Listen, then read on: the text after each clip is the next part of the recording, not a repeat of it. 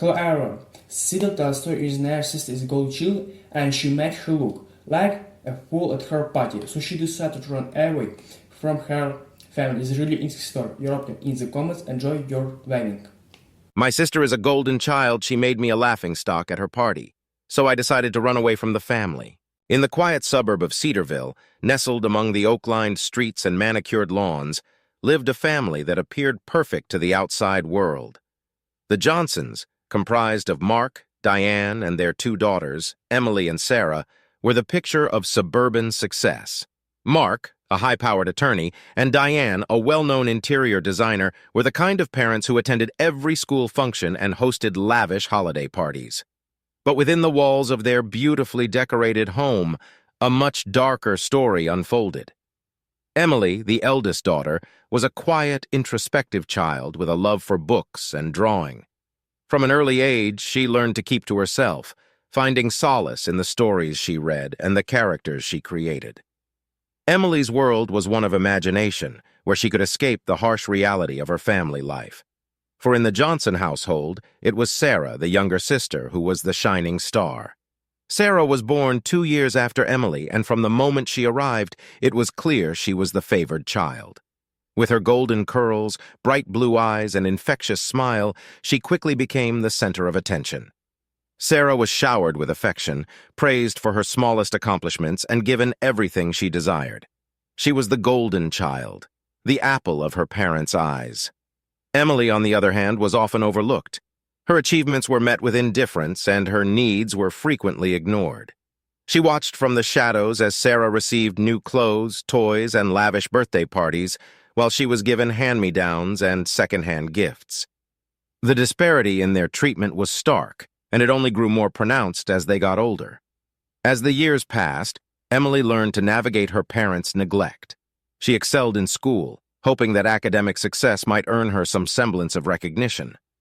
But no matter how many, as she brought home or how many art competitions she won, her parents' attention remained firmly fixed on Sarah. The younger sister's every whim was catered to, and she quickly learned to manipulate their parents to get what she wanted. One summer, when Emily was 10 and Sarah was 8, their parents decided to renovate the house. Diane, ever the perfectionist, was obsessed with creating the ideal living space. She hired the best contractors, sourced the finest materials, and spent hours poring over design magazines for inspiration. During this period, Emily and Sarah were sent to stay with their grandparents. Their grandparents' house was a small, cozy cottage on the edge of town, a stark contrast to the Johnsons' sprawling suburban home. Here, Emily felt a sense of peace and belonging that she never experienced at home. Her grandparents were kind and attentive, encouraging her artistic pursuits and listening to her stories. Sarah, however, found the cottage dull and missed the luxuries of home. One evening, while their grandparents were preparing dinner, Sarah decided to explore the attic. Emily, ever the responsible older sister, followed her to make sure she didn't get into trouble. As they climbed the creaky wooden stairs, Sarah's excitement grew. The attic was a treasure trove of old furniture, dusty books, and forgotten memories. Sarah's eyes lit up when she found an old trunk in the corner. She struggled to open it, and Emily reluctantly helped. Inside, they discovered a collection of old photographs, letters, and trinkets from their grandparents' youth. Among the items was a delicate silver locket, intricately designed and glinting in the dim light. Sarah immediately claimed it as her own, despite Emily's protests that it belonged to their grandmother. That night at dinner, Sarah proudly showed off the locket. Their grandparents' eyes widened in recognition, and their grandmother gently explained that the locket was a cherished heirloom passed down through generations. Emily watched as Sarah's face fell, and she braced herself for the inevitable tantrum. Sure enough, Sarah began to cry, insisting that she should be allowed to keep the locket. Diane and Mark, who had arrived to join them for dinner, immediately took Sarah's side, chastising their grandparents for upsetting their precious daughter. Emily felt a familiar pang of hurt and frustration as she watched the scene unfold. She had hoped that their time with their grandparents would be a respite from the favoritism, but it seemed there was no escaping it. As the years went by, Sarah's manipulative behavior grew more sophisticated. She learned to play the role of the perfect daughter in public while using her charm to get whatever she wanted at home. She developed a knack for turning situations to her advantage, often at Emily's expense. When Emily received a scholarship to a prestigious art camp, Sarah feigned interest and convinced their parents to send her on a luxury vacation instead. Emily's dreams of attending the camp were dashed, and she was left to spend the summer at home alone. High school only intensified the dynamic between the sisters. Sarah blossomed into a beautiful, confident teenager, effortlessly popular, and always at the center of attention. She excelled in cheerleading, dated the most sought-after boys, and was crowned homecoming queen. Emily, meanwhile, retreated further into her studies and art, finding solace in the few close friends she had managed to make. The turning point came when Emily was 16. She had been working tirelessly on a portfolio for an art scholarship that could potentially secure her a place at a prestigious college. One evening, while she was out with friends, Sarah threw a party at their house. The party quickly spiraled out of control, and in the chaos, Emily's carefully curated portfolio was destroyed. When Emily returned home and saw the wreckage, she was devastated. Her parents, rather than chastising Sarah for the irresponsible party, berated Emily for leaving her work out where it could be damaged.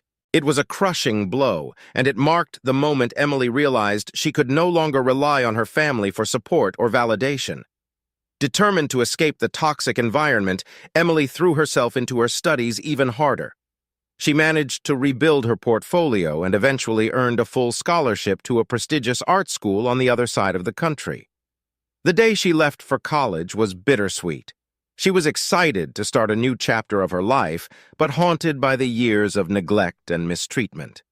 At college, Emily thrived. She found herself surrounded by like-minded individuals who appreciated her talent and passion. She quickly made friends and established herself as a promising young artist. For the first time in her life, she felt truly seen and valued. Back home, Sarah continued to bask in her parents' adoration. She attended a local university, more interested in the social scene than her studies. Despite her outward success, there was a growing emptiness inside her. She had always relied on the attention and validation of others, and without Emily to overshadow, she began to feel the weight of her own shortcomings.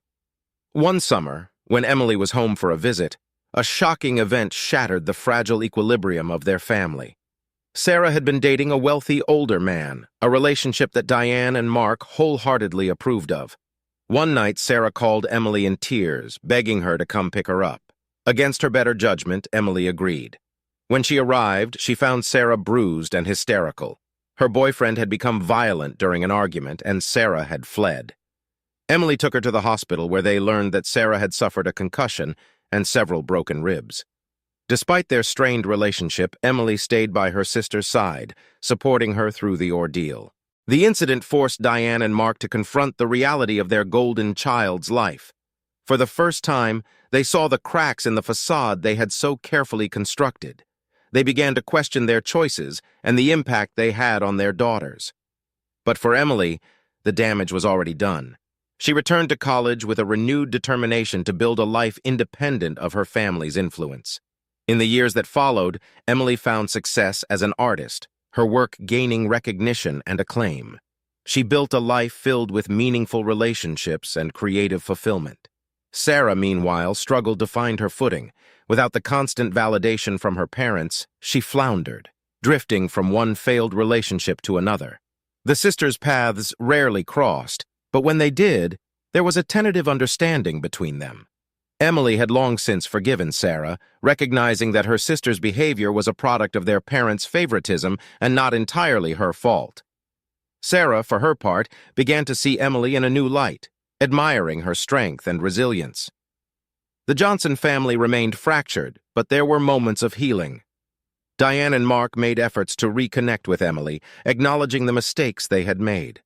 Emily, ever compassionate, allowed them back into her life, albeit with firm boundaries. As they all moved forward, the shadows of the past lingered, but they no longer defined Emily's life. She had carved out a space for herself, a place where she could thrive and create, free from the weight of her parents' neglect and her sister's manipulation. And in that space, she found a sense of peace and fulfillment that had eluded her for so long.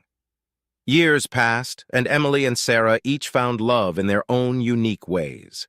Emily met Michael, a fellow artist, at one of her gallery exhibitions. He was captivated by her work and her quiet strength. Michael was patient and kind, offering Emily the support and understanding she had always yearned for. They bonded over their shared passion for art and soon became inseparable. Sarah, on the other hand, found love unexpectedly during one of her counseling sessions. Daniel was a volunteer at the rehab center where Sarah worked. He had a warm, compassionate heart and a genuine desire to help others. Daniel's unwavering belief in second chances resonated deeply with Sarah, who was on her own journey of redemption. They fell in love quickly, and Sarah felt a sense of stability she had never known before. Both sisters married in the same year, surrounded by friends and family. Their weddings were joyous occasions, full of laughter and hope for the future. Emily and Michael exchanged vows in a serene garden ceremony, while Sarah and Daniel opted for a small, intimate beach wedding. It seemed like the Johnson family had finally found the happiness they had long sought. For a while, life was blissful. Emily and Michael thrived in their creative endeavors, often collaborating on projects and exhibitions. Their love was a source of inspiration for both, and they built a life filled with art, travel, and mutual respect. Sarah and Daniel focused on building a family. Sarah's experiences had instilled in her a deep desire to create a loving and nurturing home. She threw herself into motherhood with dedication, and together with Daniel, they raised two beautiful children, Emma and Jack. Their home was filled with laughter, warmth, and the kind of unconditional love Sarah had always longed for. However, the peace and happiness they had found were soon tested in ways they never could have imagined. Emily was the first to face the darkness.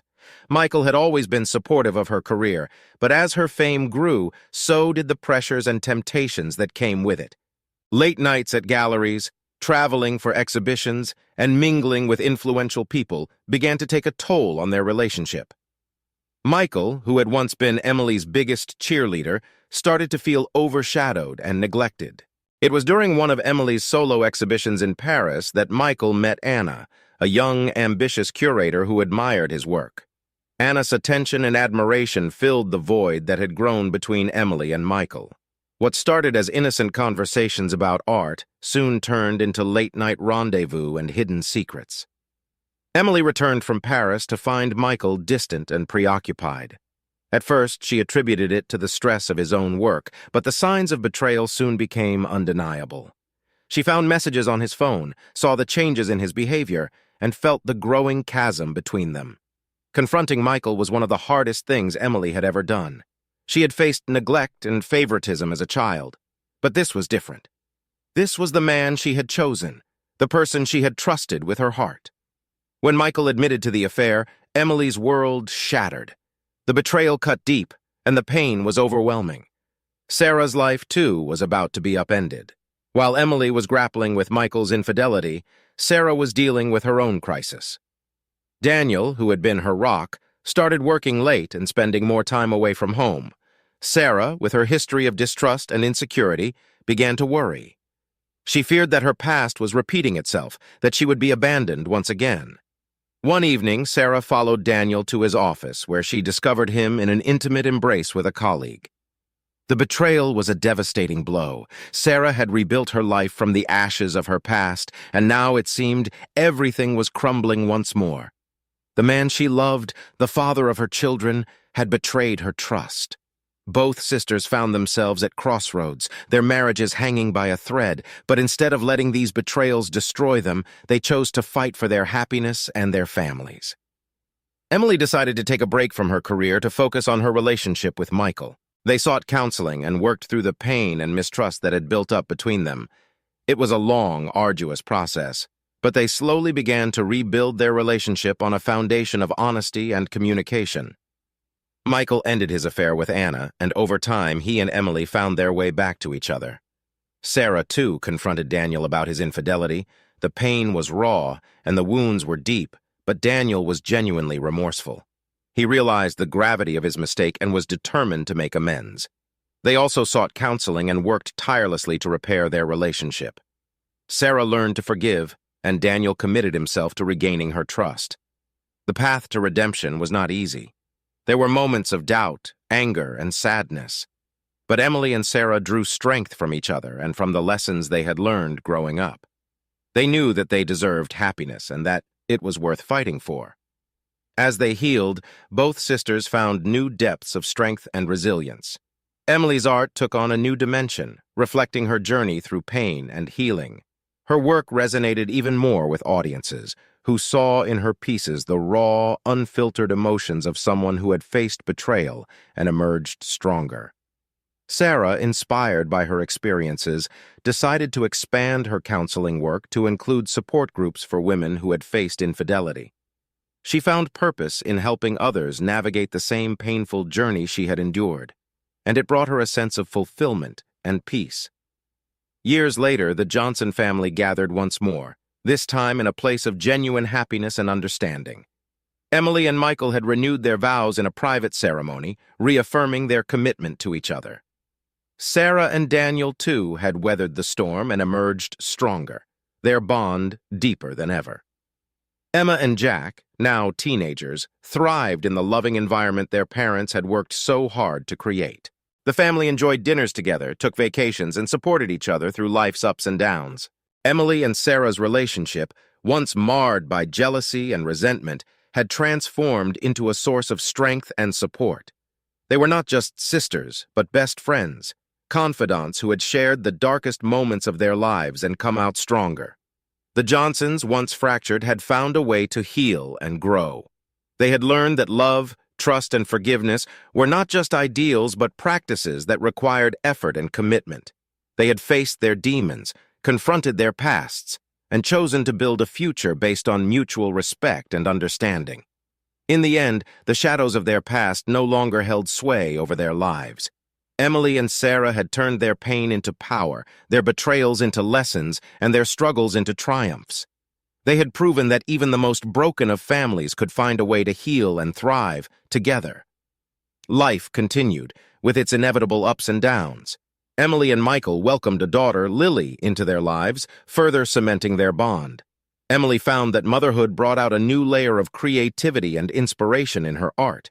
She painted with a renewed vigor, her canvases capturing the raw beauty and chaos of life.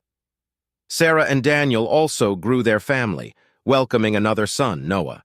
Sarah's dedication to her family and her work in counseling brought her immense satisfaction. She felt she was finally living the life she had always dreamed of, surrounded by love and purpose. But life, as they had learned, was never without its challenges. Daniel was diagnosed with a rare autoimmune disease, which turned their world upside down. The once vibrant and energetic man now faced daily battles with his health. Sarah, ever the resilient fighter, took on the role of caregiver with unwavering determination. Emily and Michael, witnessing their sister and brother-in-law's struggle, stepped in to provide support. The families grew even closer, their bond strengthened by shared hardships. They organized fundraisers for Daniel's treatment, and Emily's art became a means to raise awareness and funds for autoimmune diseases. The community rallied around them, and the Johnson family became a symbol of resilience and unity.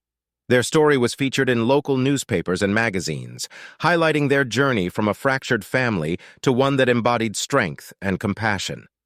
In the midst of these challenges, Emily's career reached new heights. She was invited to exhibit her work in a prestigious international art festival. The recognition was a dream come true, and Emily felt a profound sense of accomplishment.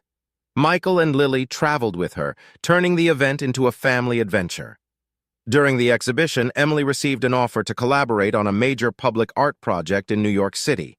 It was an opportunity of a lifetime, but it required her to spend several months away from home. Emily was torn between her passion for art and her responsibilities as a mother and wife. Michael, ever supportive, encouraged her to pursue the opportunity. "Well, make it work," he said. "Lily and I will visit you often, and we'll get through this together." Emily took the leap, and the experience was transformative. The project brought her immense joy and fulfillment, and she returned home with a renewed sense of purpose. The time apart had been challenging, but it had also strengthened their relationship, proving that they could withstand anything together. Back in Cedarville, Sarah and Daniel continued to navigate the complexities of his illness. There were good days and bad days, but through it all, they remained steadfast in their love and commitment to each other. Sarah's work with her support groups grew, and she became a beacon of hope for many women facing similar struggles. One evening, as the families gathered for a barbecue at Emily's house, Lily and Noah played together in the yard, their laughter filling the air. Emily and Sarah watched them, reflecting on how far they had come. Hello, it's a really amazing and interesting story. What do you think? Write comment, put like and subscribe to our channel, Instagram and Discord. Good luck!